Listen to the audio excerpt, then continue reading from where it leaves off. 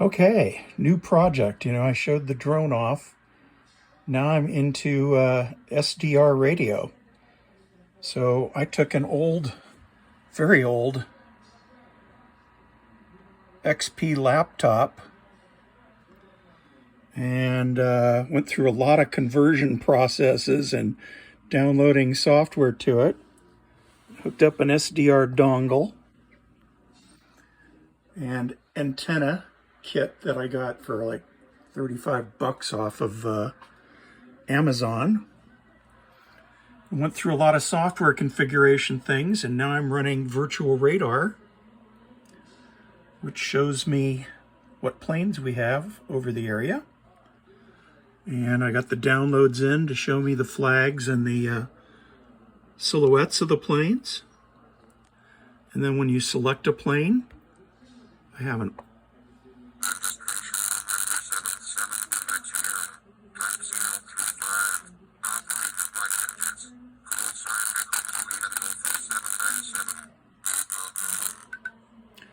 It's a little bit garbled, but not too bad.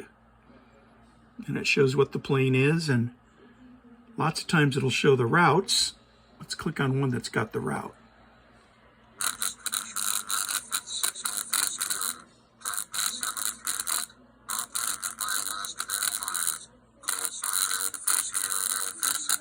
Okay, so that's an Alaska Airlines plane. For some reason, I don't have the Alaska flag, but I do have what aircraft it is. And that's a Boeing 737. And I have the tail number, have the altitude, 35,000, flight level 350. What it's doing in terms of its climbing or descending, vertical speed, how fast it's going. It's picking up, they've been picking up a tailwind. That speed cannot be, oh, that's for a Piper Cherokee. We changed planes. That's funny. Delta Airlines, 502 knots. There's been a tailwind coming from the west. And anyway, this is what I've gotten into. I've also done some listening on the thing, but I really enjoy the virtual radar. And it has different maps you can run. So you could do a VFR sectional if you wanted, which is kind of cool. I like the high IFR myself. You could also do a road map.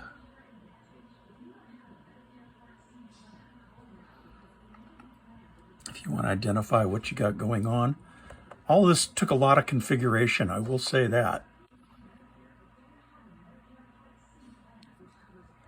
A lot of configuration.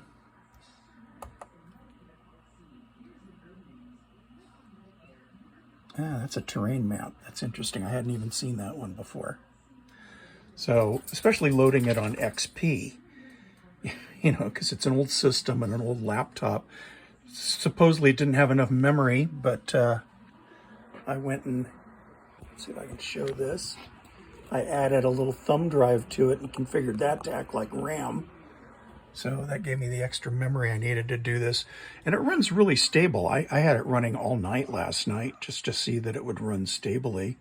And when I'd wake up, there weren't many flights coming, but in the middle of the night, but it worked well.